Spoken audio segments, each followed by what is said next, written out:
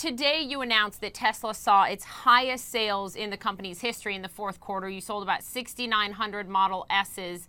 It's a $70,000 car, so I'm wondering what's driving sales? Well, the two main factors driving sales are that people recognize that our car is the safest car on the roads. In fact, the Tesla is the only car company that's never had a fatality or a serious injury, and that's over 5 years and 200 miles driven.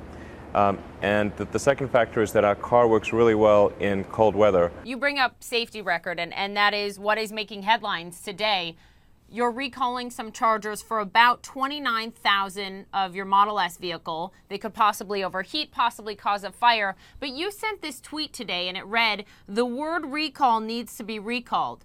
What do you mean by that? What prompted that? I think that in this case, recall is not the right word to use because the remedy is actually an over-the-air software update, and that actually took place last month. There's no need to bring the car in, and so in this case, I think recall is probably the wrong word. Is there any connection between those faulty chargers and any other reports of fires in Tesla cars from earlier this year? Is there any connection whatsoever? There's no connection whatsoever, and I should clarify that there are no faulty chargers, so there's no chargers are having issues at all.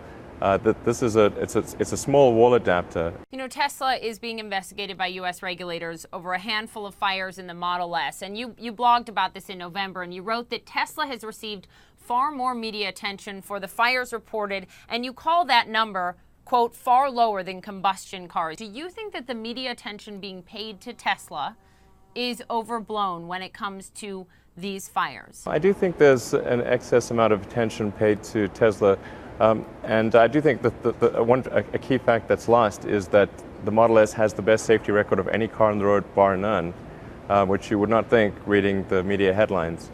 And in fact, if you look at, say, the number of cars on the road, we've got about 30,000 Tesla vehicles on the road in total.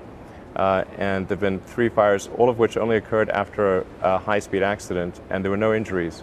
So that's 1 in 10,000. You blogged in November, a long blog, and in part you wrote, if a false perception about the safety of electric cars is allowed to linger, it will delay the advent of sustainable transport. You went on about sort of what you're calling the bigger risk. If false negative perceptions are allowed to linger for a long period of time, obviously that's going to make people reluctant to buy electric cars.